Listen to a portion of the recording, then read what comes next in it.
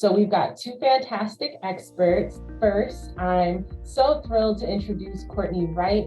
Courtney is the visionary behind LipRevolt, a socially conscious cosmetic company based in Atlanta, and she has a passion for empowering women and promoting activism. Courtney has grown LipRevolt into a brand recognized for its high quality products and its mission-driven approach.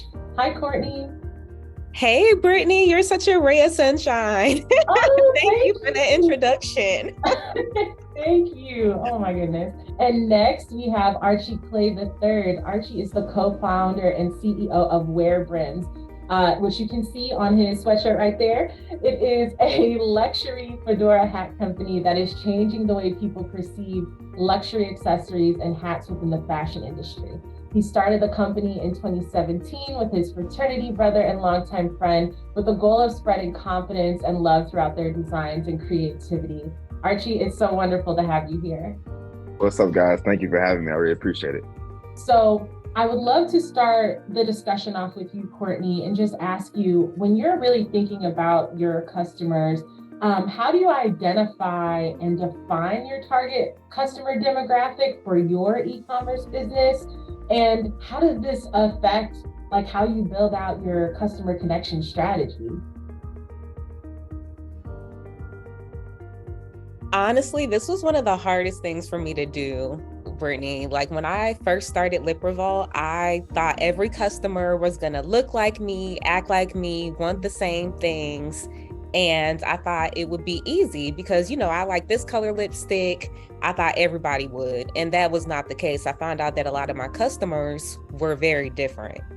And I had to find out through focus groups and just feedback with family and everything else, what colors are you looking for? How should I approach this social activism aspect for my business?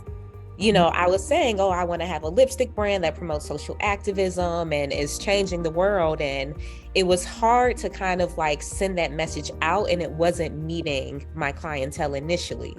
It wasn't until I took a step back, looked at who was shopping for my brand as is, what did that look like? Was it a person who was 15 to 24? Was it someone who was Black, diverse? Who was it? Was it someone who goes and get a Starbucks coffee every day? And I found, honestly, that my initial assumptions were completely wrong. So I thought my audience would be younger crowd, super engaged. A lot of my customers are between their 30s and 50s. And it's so interesting because I thought, activism, the younger crowd, millennials, generation, Z, they're so engaged and they really want to change the world. But I found that a lot of other people do too. And so I had to look at the Facebook demographics when you do your ads, who's viewing your stuff. And then honestly, I just send out surveys every once in a while to say, okay, how did you hear about us? What's your age group? How are you liking the lipstick? And that was the way that I kind of was able to identify and define who I need to target. Of course, I still target people like myself, but there's a much bigger world out there than that. So I don't want you to just be closed off. Your target customer may not be you. So just branch out just a little bit more. For me, we didn't do much in the beginning to understand who our customer was, right? But I think now the last 2 years is really understanding the data behind the customer and their journey and how they react, right? We realized the last year that our customers were between 30 and 55, right? And that's a big shift from who I am, right? Me starting a company at 26, and now me being 33, now I fit into who our customer is. Right, but we also have to remember that our customer isn't us, right?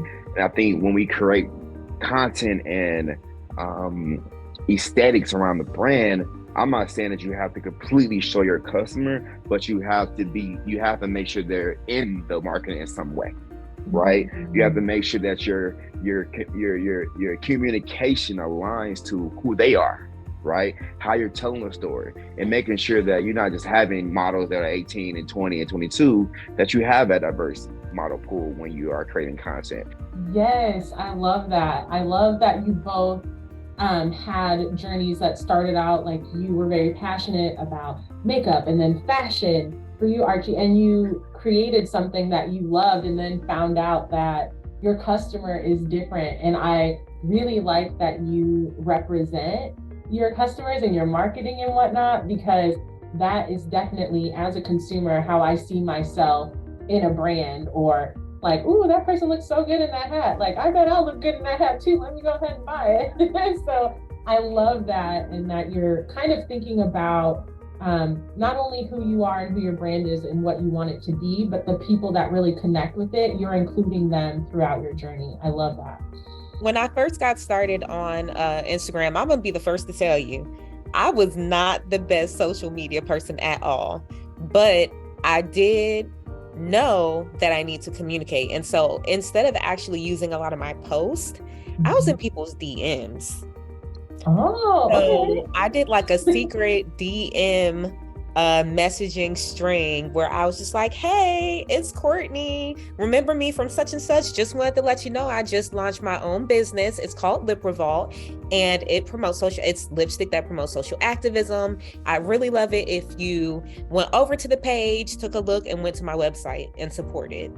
Ah, okay. So little quick DMs that I could send to people who were already on my own personal page, get them over to my LipRevolt page, and then once they were over there, finding like people through them. And then I also would use the so Instagram, it's not just you on there, right? Your competitors are on there, right? And so looking at your competitors' Instagrams to get ideas of how they're communicating with people. If you are shopping at MAC, but you also follow, I don't know, Vote Now or something, I'm going to say, okay, you might fall into my customer or my audience base. Let me click follow or like some of your pictures, just so that you know that I'm here. Right. Like, hey, you like lipstick? I see you like activism, or you want to make a difference in the world. I'm going to try and make that link with you. I mean, I think the first thing, know your customer is. I mean, I think that you can't do nothing else if you don't know who your customer is. And I think that is something that's very difficult in the beginning, because you really don't know, because you are trying to build a customer. And I think over time, you'll start to realize that, oh, wow, it's not who I say it is, right? Before you can understand your customer, you need to understand yourself, what your business is, and your why. Because I don't know what's going to keep you pushing when you're wearing 25 different hats. Right. You need to know what your business is. You need to know if I don't like the argument of, oh, it's oversaturated and stuff. Everything is oversaturated, but I need you to understand what is special about your business and what need you're going to fill. Once you know that, finding out who your customers and stuff will be a lot easier, because it's like, oh, there's a need for this. Who needs it? Who needs it? Right? And so specifically, I can talk about it through like my fundraising site or platform rather, right? So who needs to fundraise with lipstick? Specifically, it's women-oriented groups, gymnastic teams I work with, cheerleading teams, sororities, a lot of different groups who need money. And they need a fun way to get that money. And they use my lipstick because it already is helping the community. So it's like, I found that niche, and I found, okay, who I am and the ways that I can help other people through my lipstick and my business. So honestly, the most impactful thing that you can do for your business is know who you are and your why. And don't be afraid to pivot. Don't be afraid to pivot, because you might think you're going in the right direction and you know it all and you're getting sales, and then it's like, wait a second, this was a great month. What happened? What Yes. happened? You know? And sometimes the market just changes. You can't explain it, but you have to be willing to kind of shift gears and say, okay, let me find out the problem and go and make a change, do something different to find who my customers and clientele is. So, yep, understand your business, your why, and don't be afraid to pivot. Yes. Oh, that's such a good point, and like really orienting like who you are first. So you know when you're making a pivot, like you're still staying true to who you are as a brand. Thank you, Courtney. Thank you, Archie. And I hope you guys have a great day. Thank you guys for having me. Bye. Have a good one.